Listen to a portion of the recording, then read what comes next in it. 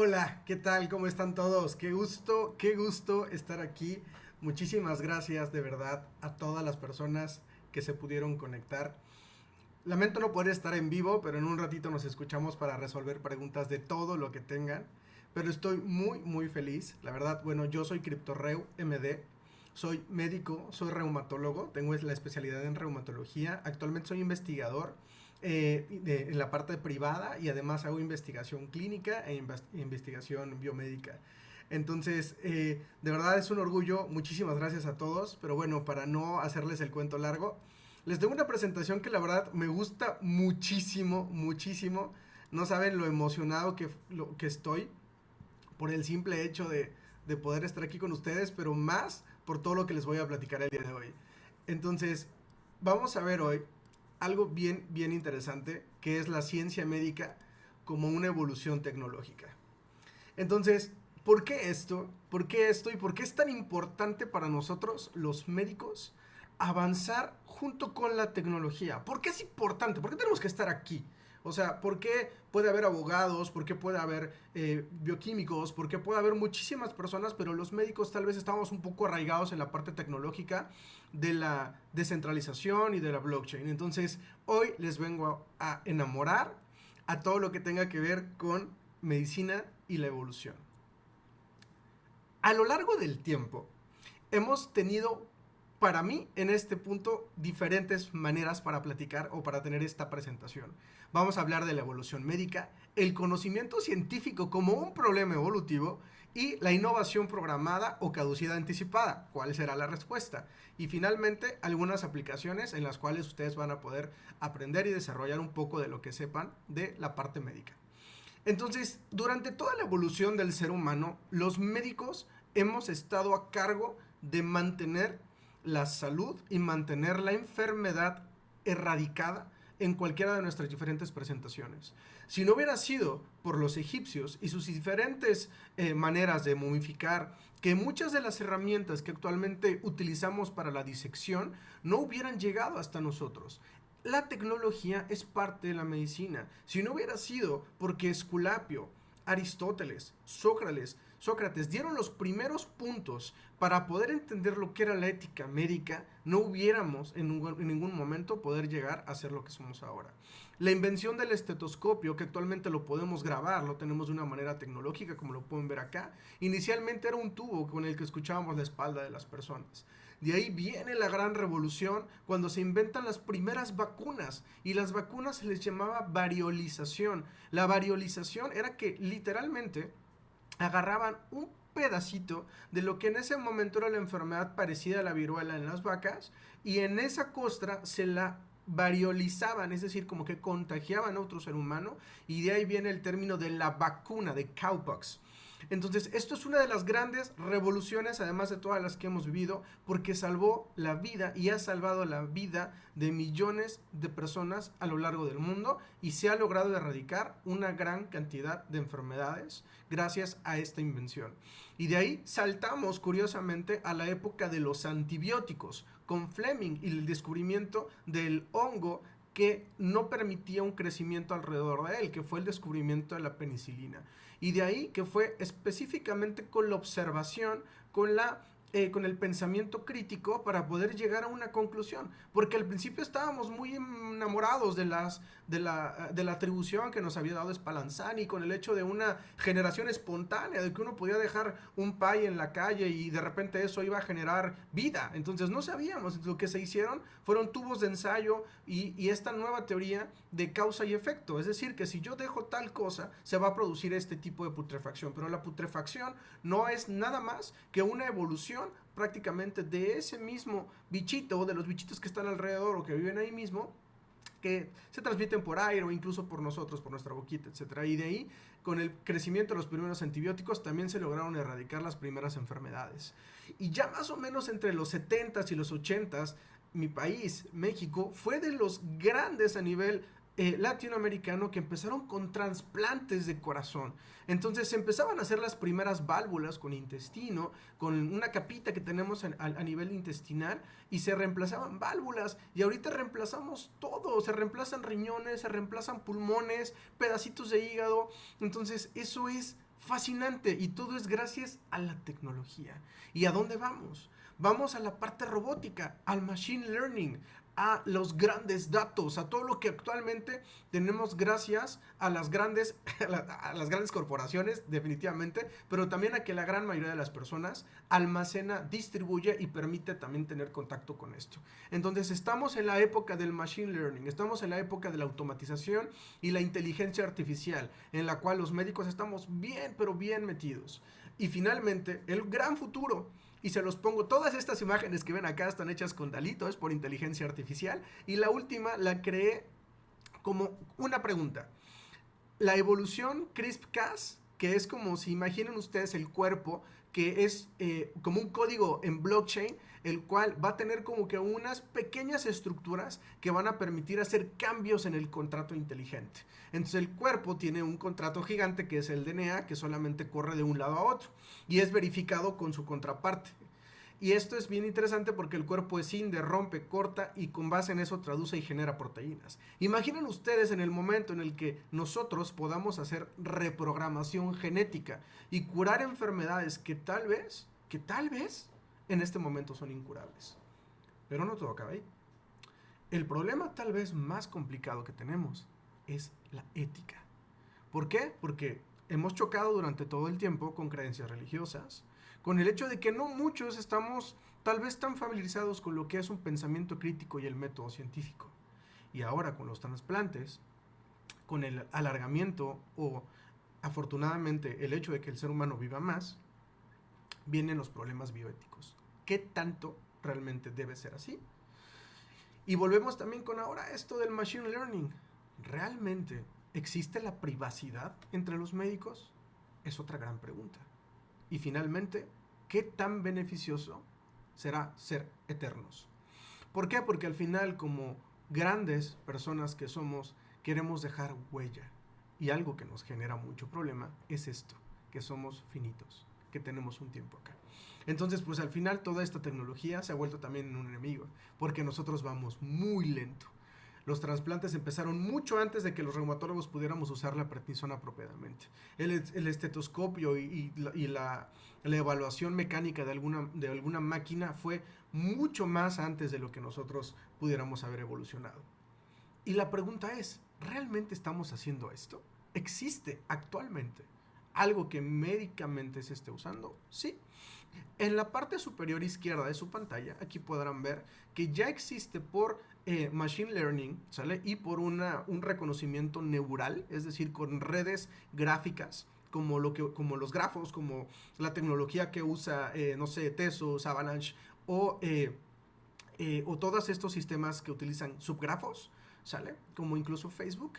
Se logró hacer determinaciones específicas con millones de fotos de enfermedades de la piel. Y de ahí se creó una tecnología capaz de discernir con un 98% de probabilidad de una lesión benigna a una maligna. Es decir, una lesión que es buena y una lesión que es cáncer. Entonces ya son los primeros avances tecnológicos. Evidentemente la comunidad médica está en contra, porque entonces ¿dónde quedan los médicos que se encargan de estos diagnósticos? Y en su lado superior derecho, acá, se hizo una prueba con un medicamento que se llama baricitinib, en el cual se corrió también por Machine Learning todas las posibilidades de los medicamentos que actualmente están discretos que pudieran tener un efecto sobre COVID-19. Y se encontraron un montón, y de ahí que había listas interminables de medicamentos que pudieran funcionar. Pero ya de ahí a la clínica, pues ya tiene que haber un médico de por medio para saber si esto es relevante o no.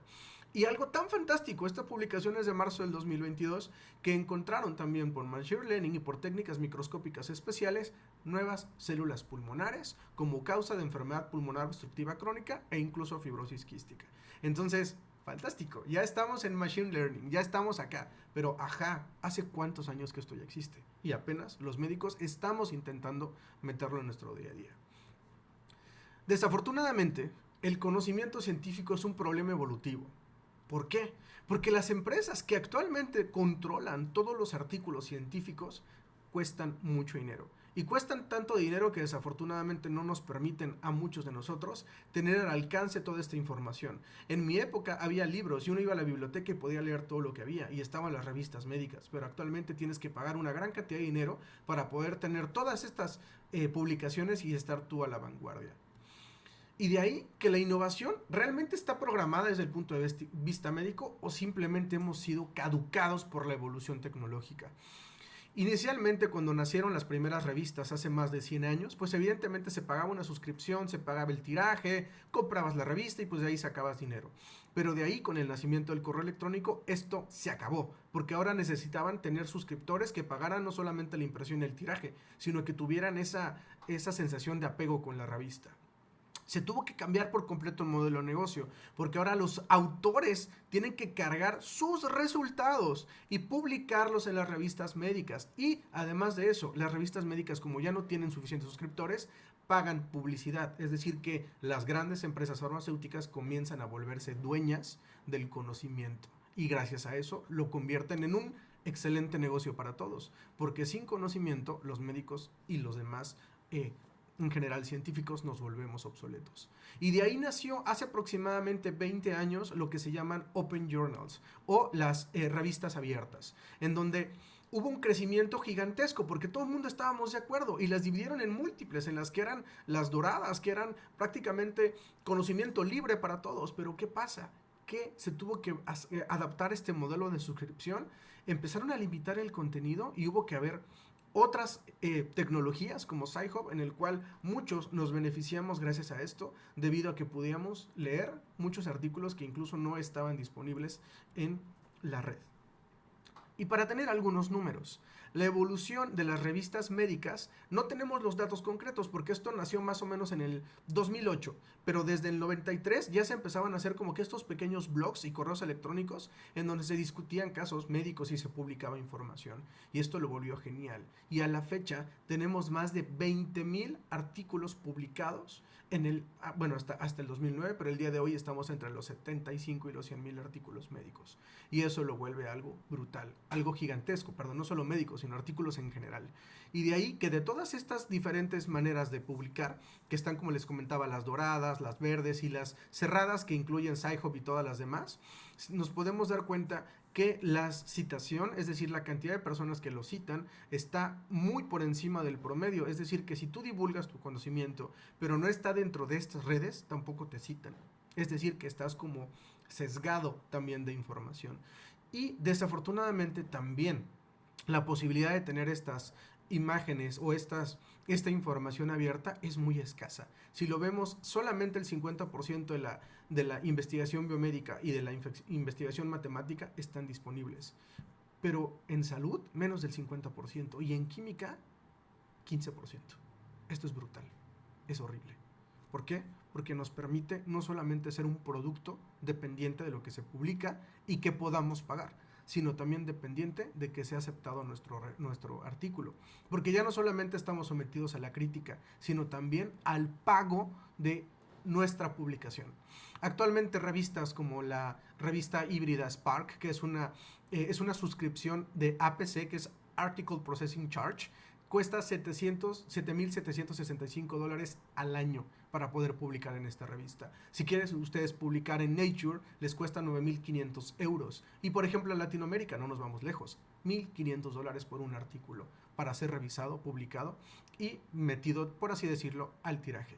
Y para que ustedes puedan leer un poquito, está el artículo de Cleusa en Scientometrics, en donde ellos ya encontraron más o menos el precio anual, que es en promedio de $957 para poder publicar sus artículos médicos. Esto es una falla total en el sistema. El conocimiento médico debería ser un bien común y el conocimiento científico debería ser un bien común, no algo que nos puedan cobrar. Pero no todo es malo, no todo es catastrófico, no todo es horrible, porque tenemos muchísimas aplicaciones en las cuales nosotros pudiéramos tener una diferente o una mejor vida y desenlace. Por ejemplo, el seguimiento farmacológico que actualmente está llevando Prescripto para evitar la falsificación y suplantación farmacológica. Yo les doy una receta y esa receta es inmutable. Y esa receta es infalsificable y les van a dar exactamente lo que necesitan. Y van a poder dar un seguimiento perfecto a la cadena de suministro. Imaginen ustedes una lista de órganos en la blockchain, en la cual el primo del amigo del tío de alguna persona famosa se salta la línea y le toca primero el trasplante. Imaginen que ahora tuviéramos una lista inmutable, infalsificable, irreemplazable y todo lo que la blockchain nos permite de registros. Ya tenemos a The Graph, lo podríamos hacer. Pruebas de conocimiento cero, zero knowledge proofs. La privacidad es un tema aparte y todos nuestros pacientes corren el riesgo de ser violentados. La privacidad hasta el día de hoy no es un negocio. Nadie quiere pagar por privacidad. Todos queremos que nos vean. Pero en el momento en el que hay cosas privadas como nuestra salud, preferimos utilizar tecnología en la cual no sepan de quién es ni a quién pertenece. Y tenemos a Aztec o lo que está haciendo Starknet y muchos otros, claro está. Y el conocimiento como un bien público. ¿Por qué utilizar los servidores centralizados de Nature o de Science cuando tenemos a empresas muy buenas, bueno, no empresas, sino protocolos como Airwave o como Filecoin o como Folder que ya están descentralizados y que nosotros podemos guardar información ahí con esta característica que me encanta, que es la información interplanetaria? Entonces, pues ya quedaría ahí para siempre, no se perdería y sería accesible para todos, con el simple hecho de que nosotros seríamos parte de la validación y eso sería fantástico. Así que sé que los dejo pensando, pero es algo muy, pero muy interesante y muy bonito. Y ya para las preguntas, me encantaría dejarles algo con lo que nosotros estamos trabajando. Actualmente estamos trabajando en algo que se llama Lens Library, que precisamente es esto. Es una librería en la cual todos los científicos van a poder compartir su conocimiento. Vamos a tener un proceso de curaduría, vamos a tener un proceso en el cual las publicaciones van a tener revisiones gramáticas y ortográficas y va a estar todo basado por meritocracia. Entonces, eso para mí y para mis compañeros que están actualmente trabajando, en este caso Eder, Edgar, Arthur y Mono, y se nos acaba de unir otro chico el día de hoy, estamos muy contentos porque creemos que esto pudiera ser una de las grandes revoluciones. Si tienen dudas, preguntas, aclaraciones o quejas, me pueden encontrar en todas esas comunidades. Estoy en Cypherpunk Citadel, Human DAO, en Bankless, en Nouns DAO Amigos, en Espacio Cripto y en Ethereum México. Entonces, la verdad, un gusto haber estado con ustedes. Me encanta lo que está haciendo DeSci y me encanta hacia dónde está corriendo toda esta información y todo lo que la blockchain nos puede ofrecer. Así que no lo olviden, si hay algo que puede cambiar el mundo, no esperen a que alguien más lo haga. Sean ustedes los agentes del cambio. Hay una frase que me fascina, que dice, deja de leer medicina y ponte a hacer medicina, porque posteriormente leerás lo que tú ya hiciste y solamente serás más feliz porque tienes la razón.